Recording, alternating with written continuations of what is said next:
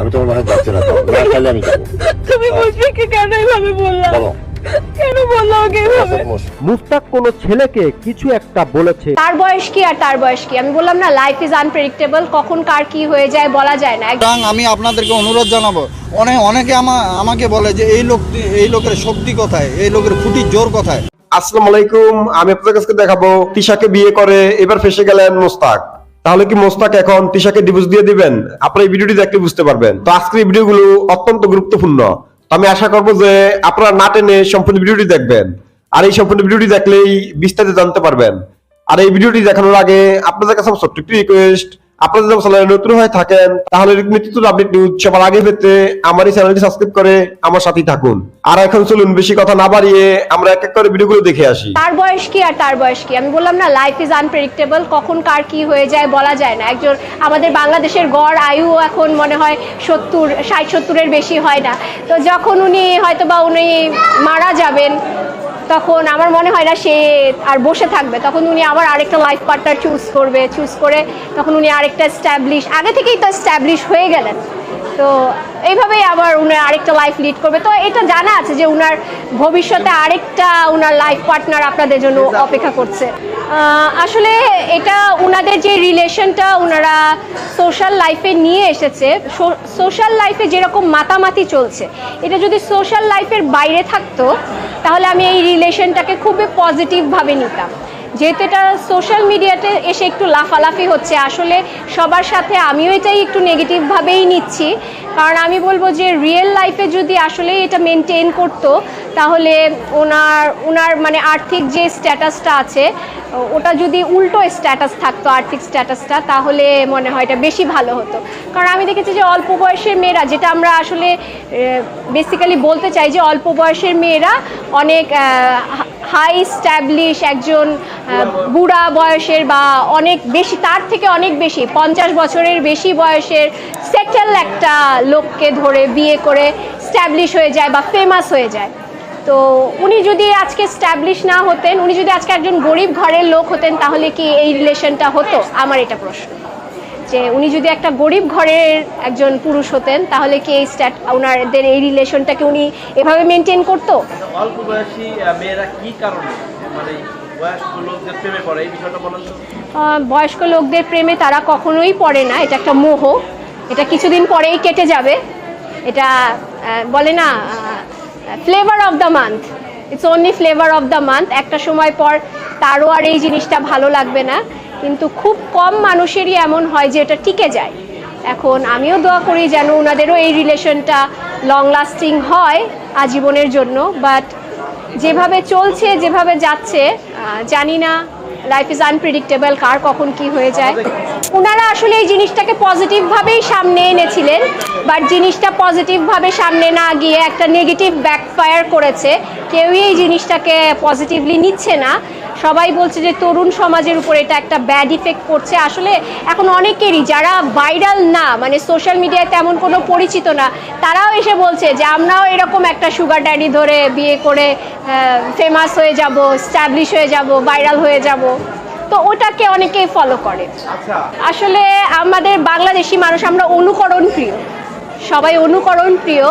তো আমরা মনে করি কি যে আমাদের ক্যামেরার সামনে আমরা যা দেখি, আমরা আমাদের সবসময় আমাদের নিজেদের লাইফের মধ্যে সেটা মিল খোঁজার চেষ্টা করি, যে ওই জিনিসটা যদি আমার লাইফেও এভাবে ঘটে যায় আমিও তাহলে ওভাবে ওরকম হয়ে যাব। তো যেহেতু সবাই এই জিনিসটা অনুকরণ করে, তাই এটা আসলেই একটা ব্যাড ইফেক্ট ক্রিয়েট করে।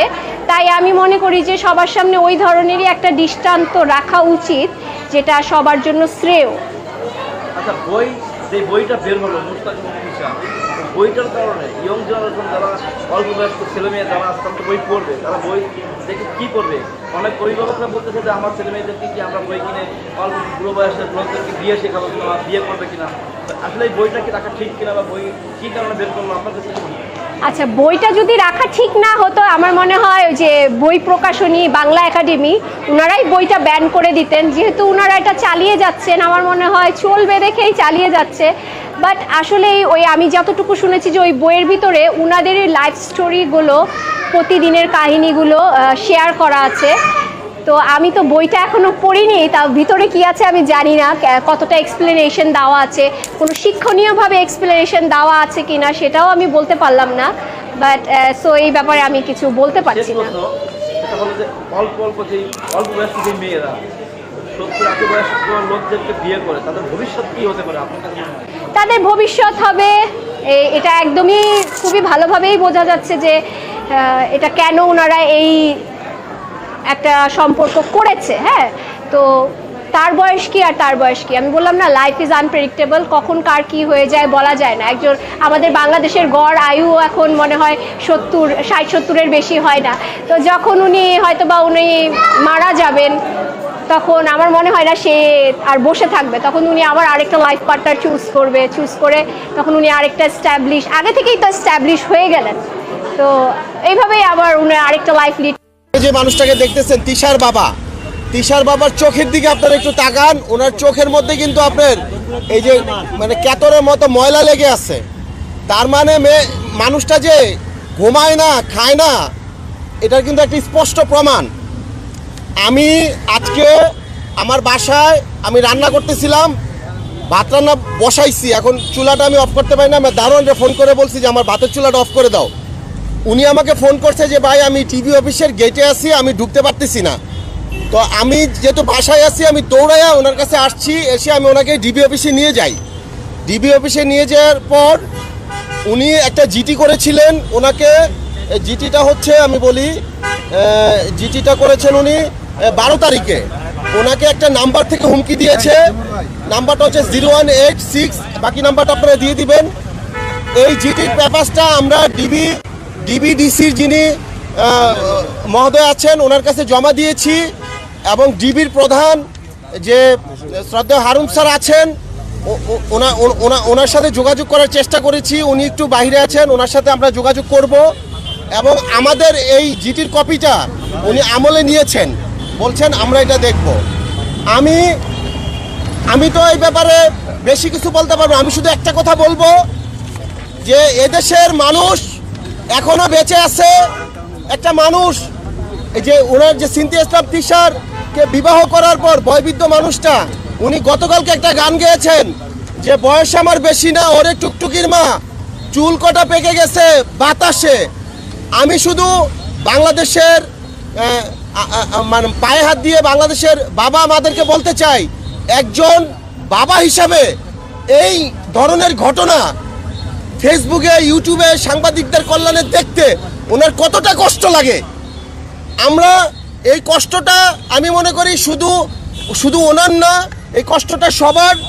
আমি এখানে যারা আছেন আমি সবাইকে অনেক বিনয়ের সাথে, এবং ওনারা সবাই বিষয়টাকে আমলে নিয়েছে এবং খুব দুঃখ প্রকাশ করছে যে মানুষটা আসলেই ভুক্তভোগী, এবং ওনার পাশে থাকার জন্য মানে প্রতিশ্রুতি দিয়েছেন, এবং সবাই খুব ওনাকে বলতেছেন যে আপনি মানসিকভাবে শান্ত হন, দেখবেন ওনাদের ঘুম নাই, খাওয়া নাই, কোনো কিছু নাই। এটার একটা সুন্দর বিচার ইনশাল্লাহ আমরা পাবো। এবং ওনার যে অপিনিয়নটা, আমি শুধু একটা কথাই বলেছি ডিবি অফিসে, যে ওনার যে অপিনিয়নটা as a legal guardian father হিসাবে উনি বলেছেন যে আমার মেয়েটা মানসিকভাবে অসুস্থ। কোনো বাবা যদি তার সন্তানকে মানসিকভাবে অসুস্থ দাবি করে, তাহলে সেই ক্ষেত্রে কিন্তু আইনি প্রসিডিউরে তার চিকিৎসার ব্যবস্থা আইন কিন্তু করতে পারে এবং করবে। সেই সকল তথ্য আমরা দিয়ে আসছি, ইনশাল্লাহ আল্লাহর রহমতে এটার একটা সুন্দর ফয়সালা পাবেন। আমাকে গত 12 তারিখ 10টা 38 মিনিটে এক নাম্বার থেকে আমার মোবাইলে কল আসে। সেখানে বলে আপনি কি তিশার আব্বু বলছেন? আমি বললাম জি বলছি। বলছে আপনি বেশি বাড়াবাড়ি করিয়েন না, আপনার মেয়েকে কিন্তু মারে ফেলবো। সে নাম বলে নেই, আমার 3টা মেয়ে, আমি জানি না কোনটা মেয়েকে মারবে। হ্যাঁ, তো আমি অত্যন্ত আতঙ্কিত, শঙ্কিত এবং বিচলিত। তবে এই দুর্দিনেও আপনারা যেভাবে আমার পাশে আছেন বা পাশে সহযোগিতা করে যাচ্ছেন, সাহস দিতে চাচ্ছেন, আমি মনে করি বাংলাদেশে এরশাদ শিকদারেরও পতন হয়েছে। ও নাতি দাদা, নাতির যখন পতন হয়েছে দাদাও থাকবে না ইনশাল্লাহ। এবং আরেকটা জিনিস অনেকে আমার বলছেন যে আপনার মেরে ফেলার হুমকি দিচ্ছে। এটা আপনার কি মনে হচ্ছে যে এটা মুস্তাকের পক্ষ থেকে আসছে? অবশ্যই, কারণ মুস্তাক অলরেডি আমার মেয়ে যখন ঠাকুরগাঁও জবানবন্দি দিতে যায় তখন সুরুচি হোটেলের ওখানে যখন আইও এবং আপনার মুস্তাক আমার মেয়ে সহ বসেছিল হোটেলে, তখন আমার শালিকা গেছিল ওখানে দেখা করতে।